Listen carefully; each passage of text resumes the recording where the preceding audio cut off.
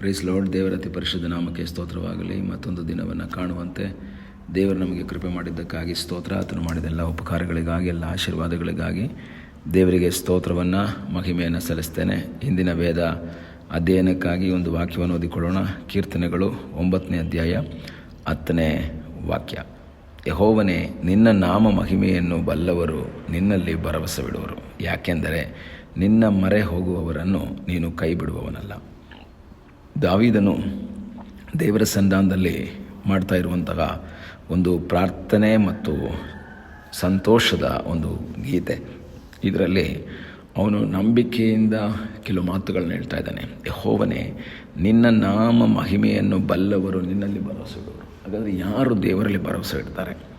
ದೇವರ ನಾಮದ ಮಹಿಮೆಯನ್ನು ತಿಳಿದವರು. ಅಂದರೆ ಅರ್ಥ, ದೇವರ ನಾಮದಲ್ಲಿರುವಂಥ ಪವರ್ ಏನು ಅಂತ ತಿಳಿದಂತಹ ವ್ಯಕ್ತಿಗಳು ಆ ನಾಮದಲ್ಲಿ ಭರವಸೆ ಇಡ್ತಾರೆ. ನಮಗೆ ಒಬ್ಬ ವ್ಯಕ್ತಿಯ ಮೇಲೆ ಭರವಸೆ ಇದ್ದರೆ ನಾವು, ಅಥವಾ ಅವನ ಮೇಲೆ ಒಂದು ನಂಬಿಕೆ ಇದ್ದರೆ, ಅವನ ಹೆಸರಿನ ಬಲದಿಂದ ಶಕ್ತಿ ಇದೆ ಅಂತ ಗೊತ್ತಾದರೆ ನಾವು ಅವರಲ್ಲಿ ಆಶ್ರಯಿಸ್ತೀವಿ. ನಮ್ಮ ಊರಲ್ಲಿ ಅಥವಾ ನಮ್ಮ ಮನೆಯಲ್ಲಿ ಯಾರಾದರೂ ಉನ್ನತವಾದ ವ್ಯಕ್ತಿ ಇದ್ದರೆ, ಒಬ್ಬ ಪೊಲೀಸ್ ಇದ್ದರೆ, ಒಬ್ಬ MLA, ಮಿನಿಸ್ಟರು ಯಾರೋ ಇದ್ದರೆ ಏನಾಗುತ್ತೆ, ನಮಗೆ ಪವರ್ ಜಾಸ್ತಿ ಬರುತ್ತೆ. ಅವಾಗ ನಾವು ಭರವಸೆ ಬಿಡ್ತೀವಿ, ನನಗಿಂಥವರಿದ್ದಾರೆ ಹೀಗೆ ಎಂಬುದಾಗಿ. ಆದರೆ ಇಲ್ಲಿ ವಾಕ್ಯದಲ್ಲಿ ದಾವೀದನು ಹೇಳ್ತಾನೆ, ದೇವರೇ, ನಿನ್ನ ನಾಮದ ಮಹಿಮೆ ಏನು ಅಂತ ಗೊತ್ತಾಗಬೇಕು. ಅವರು ನಿನ್ನಲ್ಲಿ ಭರವಸೆ ಇಡ್ತಾರೆ. ಪ್ರಿಯ ದೇವರ ಮಕ್ಕಳೇ, ನಾನು ನೀವು ದೇವರನ್ನು ಆರಾಧಿಸ್ತೀವಿ, ಯೇಸಪ್ಪ ಅಂತೆಲ್ಲ ಕರಿತೀವಿ, ಎಲ್ಲ ಸರಿಯೇ. ಬಟ್ ನಮಗೆ ಗೊತ್ತಾಗಬೇಕು ಆ ಯೇಸು ಎಂಬ ನಾಮದಲ್ಲಿರುವಂಥ ಪವರ್ ಏನು ಅಂತ. ಅಪೊಸ್ತಲರ ಕೃತ್ಯ 3ನೇ ಅಧ್ಯಾಯದಲ್ಲಿ ನಾವು ಓದಬೇಕಾದ್ರೆ, ಪೇತ್ರ ಯೋಹಾನರು ಆಲಯಕ್ಕೆ ಹೋಗ್ತಾ ಇದ್ದಾರೆ. ಅಲ್ಲಿ ಒಬ್ಬ ಕುಂಟನು ಭಿಕ್ಷೆ ಕೇಳ್ತಾನೆ. ಭಿಕ್ಷೆ ಕೇಳುವಂಥ ಸಮಯದಲ್ಲಿ ಪೇತ್ರ ಹೇಳುವಂಥ ಒಂದು ಮಾತಿದೆ, ಬೆಳ್ಳಿ ಬಂಗಾರ ಅಂತೂ ನಮ್ಮಲ್ಲಿಲ್ಲ, ಆದರೆ ನನ್ನಲ್ಲಿರುವುದನ್ನು ನಾನು ನಿನಗೆ ಕೊಡ್ತಾ ಇದ್ದೀನಿ. ನಜರೇತನ ಯೇಸುವಿನ ಹೆಸರಿನಲ್ಲಿ ಎದ್ದು ನಡೆದಾಡು. ಹಾಗಾದರೆ ದೇವರ ವಾಕ್ಯದಲ್ಲಿ ಓದುವಾಗ ಯೇಸುವಿನ ಹೆಸರು ಸ್ವಸ್ಥ ಮಾಡುವುದಕ್ಕೆ ಶಕ್ತವಾದದ್ದು. ಯೇಸುವಿನ ಹೆಸರು ನಿನ್ನ ಕಷ್ಟವನ್ನು ನೀಗಿಸುವುದಕ್ಕೆ ಶಕ್ತವಾದದ್ದು. ಯೇಸುವಿನ ನಾಮ ನಿನ್ನ ಜೀವಿತದಲ್ಲಿ ಅದ್ಭುತವನ್ನು ಮಾಡುವಂತಹ ನಾಮ. ನಮಗೆ ಎಲ್ಲರಿಗೂ ಪರಿಚಯ ಇರುವಂಥ ಒಂದು ಹಾಡು, ಶ್ರೀಯೇಸು ನಾಮ ಅತಿಶಯ ನಾಮ, ಪಾಪಿಗೆ ಇಂಪಾದ ನಾಮ, ಪಾಪ ಪರಿಹಾರವನ್ನು ಮಾಡಿದಂತಹ ನಾಮ, ಭೂತ ಬಾಧಿತರನ್ನು ಬಿಡಿಸಿದಂತಹ ನಾಮ, ಲೆಕ್ಕವಿಲ್ಲದಷ್ಟು ಪಾಪವನ್ನು ನನ್ನಿಂದ ತೆಗೆದುಹಾಕಿದಂತಹ ನಾಮ, ತೊಳೆದಂತಹ ನಾಮ.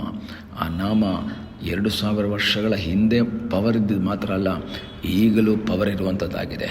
ಈ ದಿವಸ ನಿನ್ನ ಜೀವಿತದಲ್ಲಿ ಬರುವಂಥ ಸಮಸ್ಯೆ ಮಧ್ಯದಲ್ಲಿ ನಿನ್ನನ್ನು ಬಿಡುಗಡೆ ಮಾಡುವುದಕ್ಕೆ, ನಿನ್ನನ್ನು ಸ್ವಸ್ಥ ಮಾಡುವುದಕ್ಕೆ ಶಕ್ತವಾದ ಒಂದು ನಾಮ, ಅದು ಯೇಸುವಿನ ನಾಮ. ಆ ನಂತರ ಪೇತ್ರ ಯೋಹಾನರು ಹೇಳುವಂತಹ ಒಂದು ಮಾತೇನೇ ಗೊತ್ತಾ? ಅಪೊಸ್ತಲರ ಕೃತ್ಯ 3ನೇ ಅಧ್ಯಾಯ 16ನೇ ವಾಕ್ಯ, ನೀವು ನೋಡುವಂಥ, ನಿಮಗೆ ಗುರುತಿರುವಂಥ ಈ ಮನುಷ್ಯನ ನೆಟ್ಟಗಾದದ್ದಕ್ಕೆ ಆತನ ಹೆಸರಿನಲ್ಲಿ ನಾವು ಇಟ್ಟ ನಂಬಿಕೆಯೇ ಕಾರಣ. ಆ ಹೆಸರೇ ಇವನನ್ನು ಬಲಪಡಿಸಿತು. ಹಾಗಾದರೆ ಪೇತ್ರ ಯೋಹಾನರು ಹೇಳ್ತಾರೆ, ನಮ್ಮ ಕೈಯಲ್ಲಿ ಶಕ್ತಿ ಇಲ್ಲ, ನಾವು ಎತ್ತಿದ್ರಿಂದ ಇವು ನಡೀತಾ ಇಲ್ಲ, ನಾವು ಹೇಳಿದ್ರಿಂದಲ್ಲ, ನನ್ನ ಮಾತಿಂದ ಅಲ್ಲ, ನನ್ನ ಶಕ್ತಿಯಿಂದ ಅಲ್ಲ, ಯೇಸುವಿನ ನಾಮದಲ್ಲಿ ಒಂದು ಶಕ್ತಿ ಇದೆ.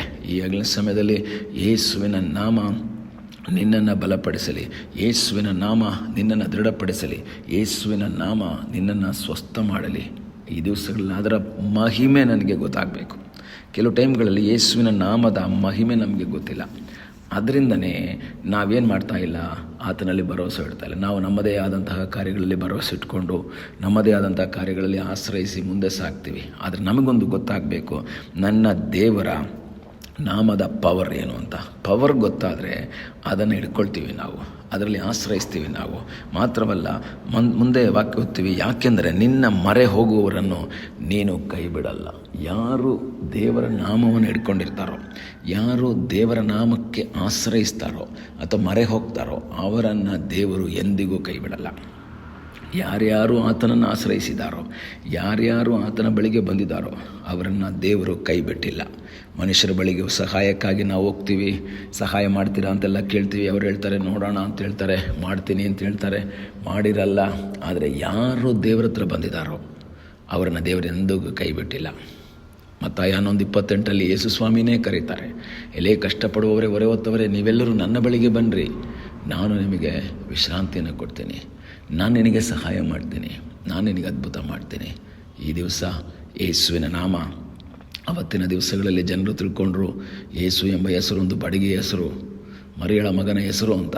ಆದರೆ ಏಸು ಹಾಡುಗಾರ ಹೇಳ್ತಾನೆ, ಏಸು ಅಂದರೆ ನೀಗುತ್ತದೆ ತೊಂದರೆ. ಸುಮ್ಮನೆ ಏಸು ಅನ್ನೋದಲ್ಲ, ನಂಬಿಕೆಯಿಂದ ಯೇಸುವಿನ ನಾಮ ಹೇಳಬೇಕು, ನಂಬಿಕೆಯಿಂದ ಯೇಸುವಿನ ನಾಮವನ್ನು ಹಿಡ್ಕೋಬೇಕು, ನಂಬಿಕೆಯಿಂದ ಯೇಸುವಿನ ನಾಮದಲ್ಲಿ ಆಶ್ರಯಿಸಬೇಕು. ಆ ನಾಮ ನಿನ್ನ ಬಲಹೀನತೆಯನ್ನು ನೀಗಿಸುತ್ತೆ, ನಿನ್ನ ಶಕ್ತಿ ಇಲ್ಲದಂತಹ ಸ್ಥಿತಿಯಿಂದ ನಿನ್ನನ್ನು ಬಿಡಿಸಿ ಶಕ್ತಿಯುಳ್ಳದ್ದಾಗಿ ಮಾರ್ಪಡಿಸುತ್ತೆ.